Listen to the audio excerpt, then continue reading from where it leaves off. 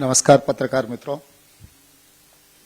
आप लोगों को जानकारी है 8 साल से नरेंद्र मोदी जी और कल्वकुंट्ला चंद्रशेखर राव जी ने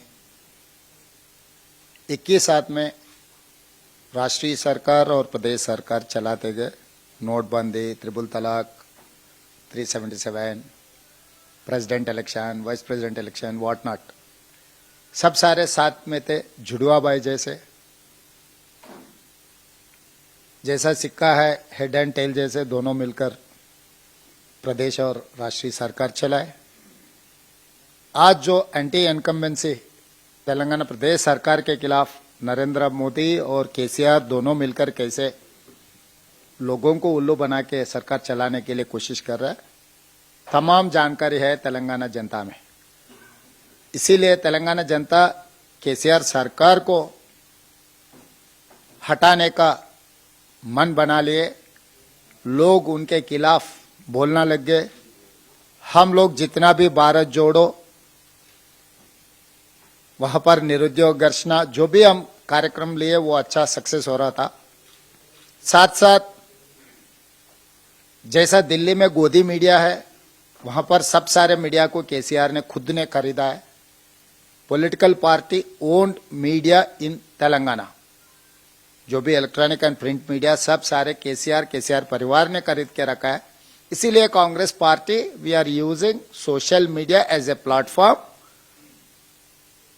सरकार के फेल्योर्स और केसीआर करप्शन के बारे में भी हम लोग सोशल मीडिया में पोस्टिंग किए, which is not unauthorised, which is authorised platform. KCR ने ये नारा दिया, अब की बार किसान सरकार। हमें बोले केसीआर और उनके डॉटर जो दिल्ली लिक्कर स्कैम के आरोप लगा हुआ है, अब की बार लिक्कर सरकार, क्योंकि केसीआर को बहुत बड़ा प्यारा चीज है लिक्कर, सबको जानकारी है तेलंगाना में लोगों को। और इसीलिए उसमें जब तेलंगाना सरकार बना था, तेलंगाना सरकार के income 10,500 crores on liquor income. Today the income is increased 36,000 crores, मतलब it has been increased like anything. अभी तेलंगाना से लेकर दिल्ली तक पहुंच गए लिकर बिजनेस या इन्वेस्टमेंट। इसीलिए हम सीधा सीधा हम ही बोल रहे हैं। हमारे कांग्रेस वार रूम में सोशल मीडिया पोस्टिंग नहीं। कांग्रेस पार्टी हम जिम्मेदारी से पीसीसी अध्यक्ष और पार्लियामेंट मेंबर होते हुए मैं सीधा आरोप लगा रहा हूं केसीआर के ऊपर। अब की बार अगर केसीआर को मौका मिले तो लिक्कर सरकार बनेगा, या तेलंगाना में या देश में। तो इसमें हम सीधा आरोप लगा रहे केसीआर के खिलाफ। सोशल मीडिया में एक पोस्टिंग से सरकार गिराने के, उसमें इल्जाम ऐसे है कि पुलिस ये मीडिया को लीक दे रहा है कि सरकार गिराने के लिए कुछ कॉन्स्पिरेसी चल रहा है, इसीलिए हम लोग हमला किए।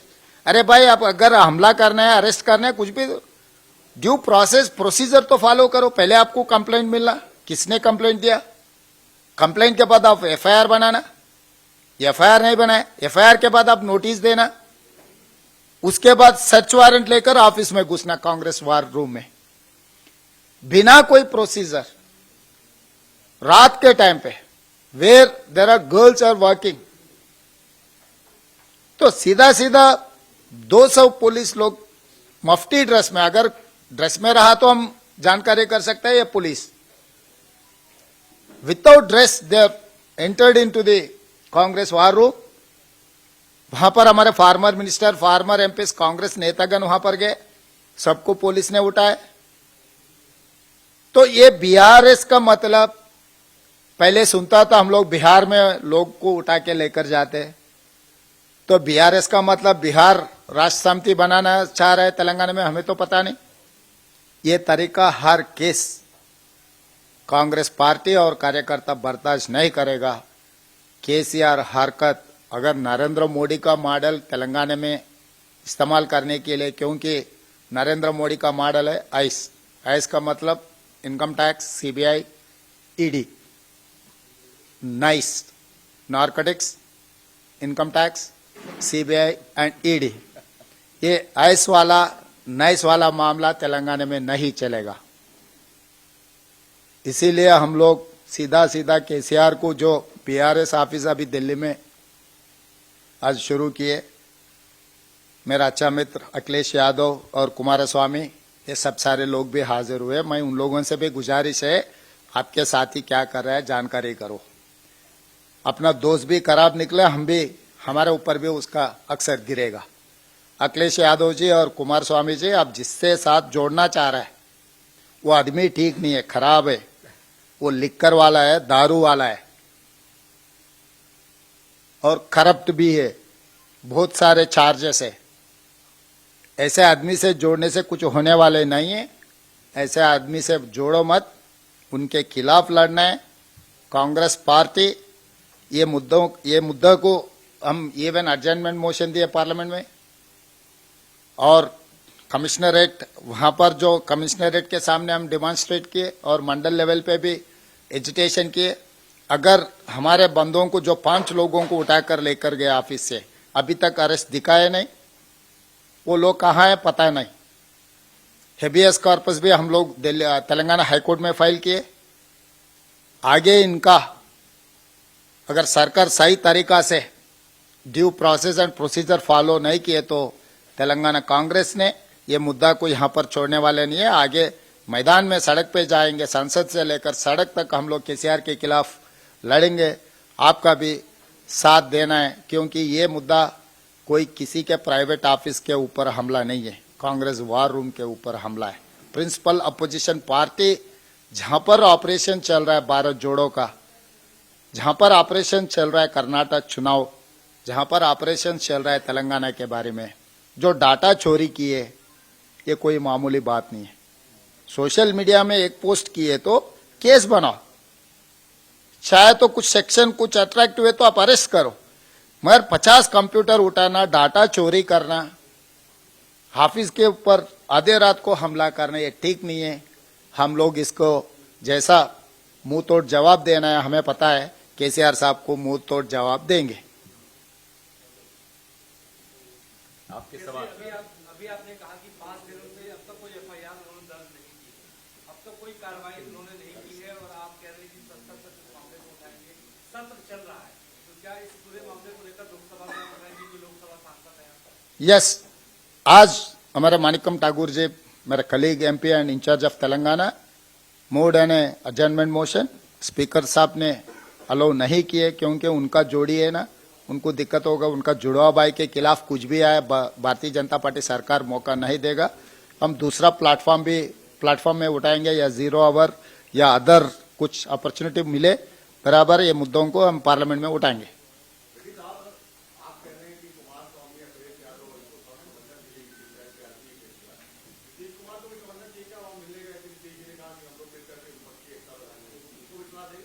भाई हमें ऐसा रहता है, कभी जेल पे विजिट पे गया, मर्डर केस वाले से भी मिलते, इसका मतलब उनसे जोड़कर काम करते नहीं। तो नीतीश कुमार को वहां पर केसीआर साहब ने बिहार में गया, मिला होगा, क्योंकि उनके साथ में पार्लियामेंट में था। इनका नीयत कितना बदला उनको पता नहीं है ना। आगे हम नीतीश साहब को भी हम दिखाएंगे इनका नीयत क्या है। इसीलिए आज के तारीख में तो नीतीश साहब उनके साथ में नहीं है।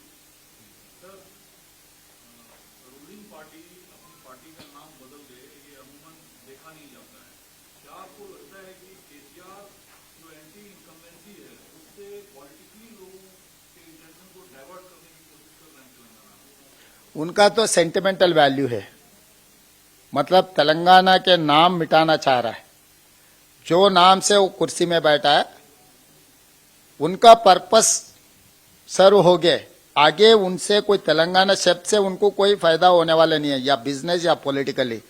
इसीलिए अभी तेलंगाना से उनका जो जैसा छोटा कंपनी कभी कभी प्राइवेट लिमिटेड बनाते, प्राइवेट लिमिटेड को कभी कभी लिमिटेड कंपनी भी बनाते हैं। उनके परिवार में ज्यादा लोग हो गए, बांटने में दिक्कत हो रहा है। इसीलिए प्रोप्राइटरी कंसर्न कंपनी से अभी प्राइवेट लिमिटेड बना रहा है कि बांटने के लिए। इसीलिए बेटा नाराज होकर आज हाजिर नहीं हुए, बेटी को साथ में लेकर दिल्ली आ गए केसीआर साहब ने। बेटा नाराज हो गए, अगर आने वाले दिनों में तेलंगाना अगर बेटी को हैंड ओवर कर दिए तो बेटा का दिक्कत होगा, इसीलिए आज तारक रामाराव जी ने वहां पर हाजिर नहीं है। वो हैदराबाद में बैठा हुआ है नाराज होकर, बाप के ऊपर नाराज होकर वो हैदराबाद में बैठा है कि बेटी को दिल्ली साथ में लेकर इनॉग्रेशन में जो ऑफिस का जो कार्यक्रम है, इसका मतलब परिवार में बांटने के लिए कोशिश कर रहा है प्राइवेट लिमिटेड बना के। मेरे ख्याल से वो कामयाब नहीं होगा। नाम बदलने से डीएनए नहीं बदलेगा, प्लास्टिक सर्जरी से कोई फायदा नहीं है, डीएनए बदलना है। केसीआर का डीएनए सबको पता है, प्लास्टिक सर्जरी से शक्ल बदलने से आदमी का सोच नहीं बदलेगा। जो पॉलिटिकल पार्टी का नाम बदलने से इनका सोच या इसका अप्रोच नहीं बदलेगा। इनका अप्रोच के बारे में पूरा हिंदुस्तान को पता है केसीआर कैसे आदमी है, क्या करने वाले हैं। 8 साल मौका दिए तो तेलंगाना में वो क्या नहीं किया, कितना लूटा, कितना बांटा, सब पता है सब लोगों को। शुक्रिया।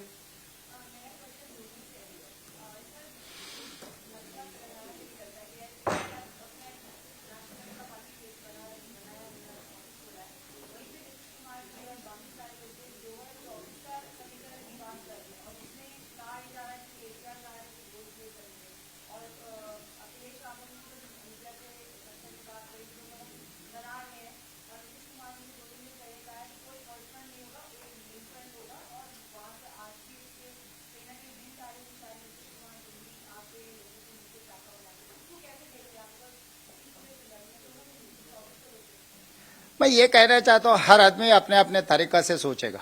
कांग्रेस पार्टी का कुछ अप्रोच होगा, कुछ सोच होगा। जहां तक कांग्रेस पार्टी रास्ता है anti TRS, anti Chandrashekhar Rao, नाम कुछ भी बदलने दो। आज तो भारत राष्ट्र समिति बनाए, कल के दिन और अंतर्जातीय राष्ट्र समिति कुछ भी बनाए, हमको कोई दिक्कत नहीं है, मगर केसीआर से कोई लेना देना नहीं है। तो और बाकी के पार्टी उनके मर्जी, वो पार्टी का फिलॉसफी आइडियोलॉजी हम डिक्टेट नहीं कर सकते। हमारे टर्म्स में हमारे साथ में जो काम करेगा उनके साथ कांग्रेस पार्टी जोड़ के काम करेगा। अभी very preliminary stage, I am not capable authorised person to.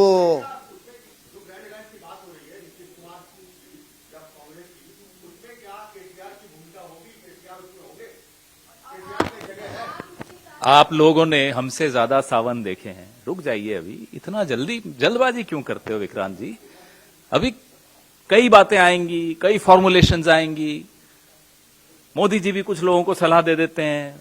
आज जो हुआ वो मोदी जी की सलाह पे एक बीआरएस बन गया। ये बीआरएस थोड़े दिनों में वीआरएस होने वाला है, वॉलंटरी रिटायरमेंट स्कीम।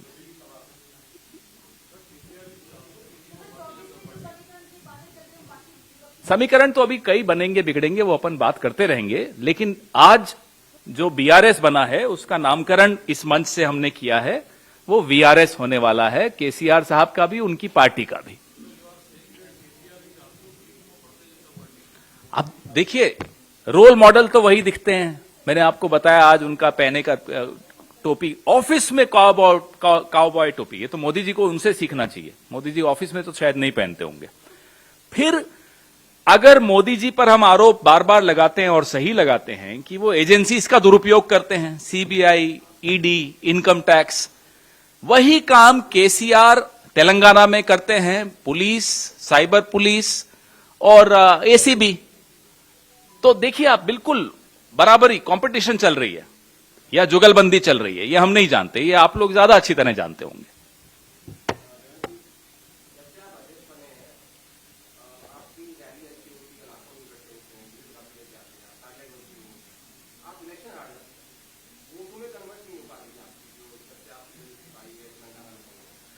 ये ऐसा चीज है, ये रैली बनना, लोग आना, हड़ताल करना, this is the initial process of election, this is not the end of the day.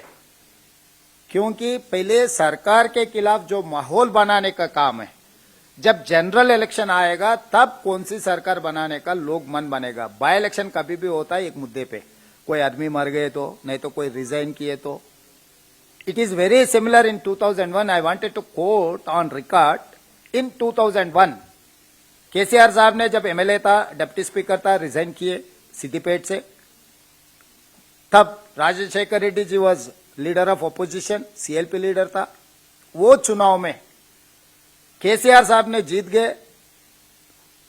Telugu Desam party was in second place, Congress party under able leader Rajasekhar Reddy ji leadership में वोट मिला 3700.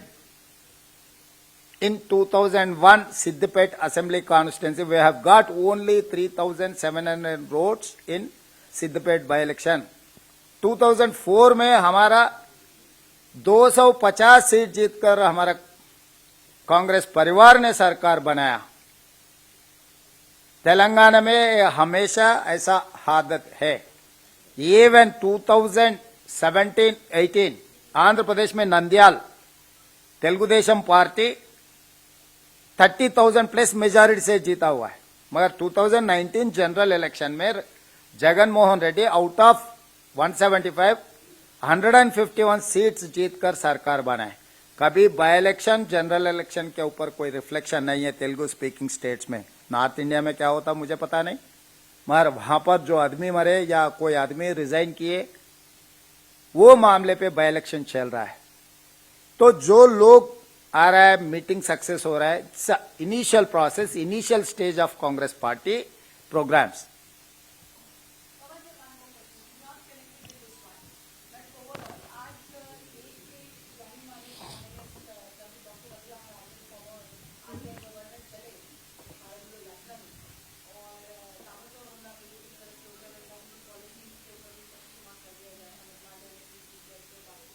भारतीय जनता पार्टी भूल जाती है कि पिछले 8 साल से सत्ता में वो खुद हैं.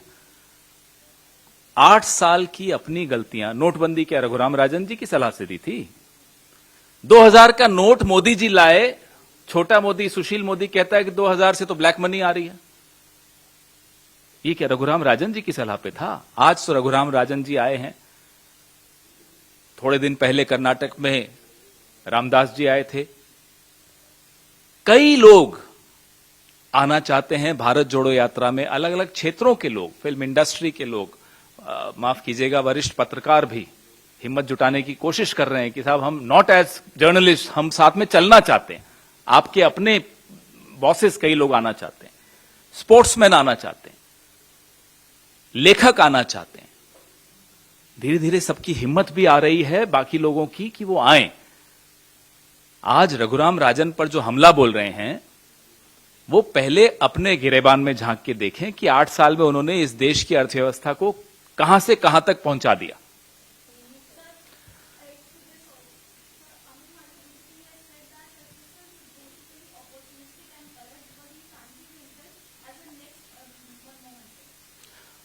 Well, I don't know what Amit Malviya fancies himself to be as next. The party which destroyed the economy of this country in the last 7.5, 8 years has the cheek to question Mr. Raghuram Rajan. The entire cabinet put together cannot match the abilities of Mr. Raghuram Rajan. The decision of demonetization, if they had consulted people like Mr. Raghuram Rajan, believe me, the country's economy would have been saved of the kind of disaster that Mr. Modi has pushed it into. Mr. Narendra Modi has himself on some occasions praised Mr. Raghuram Rajan. So Mr. Amit Malviya either sleeps late or doesn't get up in time. I think it's time for him to retire. So let's not talk about irrelevant people here.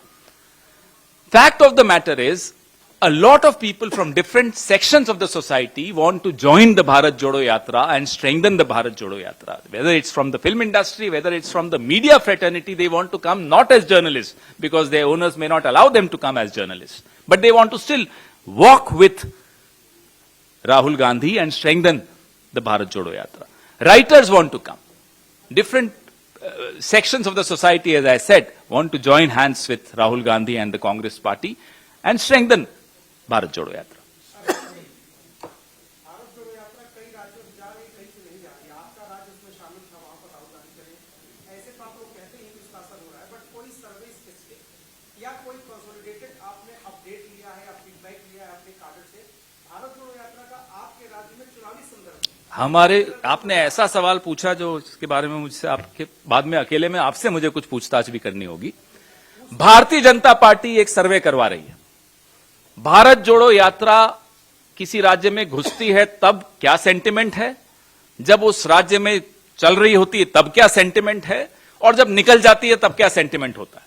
और मैं आपको बाद में बता भी सकता हूं कि कौन सी एजेंसी वो सर्वे कर रही है। जब खर्चा वो कर रहे हैं तो हमें क्या, हमें तो रिपोर्ट मिल ही जाएगी। जिसके पास पैसा है उसको खर्च करने दीजिए। रेवंत जी इस पे कुछ और बताना चाहेंगे आपको। सेंटिमेंट एनालिसिस बीजेपी करवा रही है, इतने घबराए हुए हैं कि किस राज्य में भारत जोड़ो यात्रा का क्या प्रभाव पड़ता है। रेवंत जी आप इसके बारे में कुछ और कहना चाहते हैं?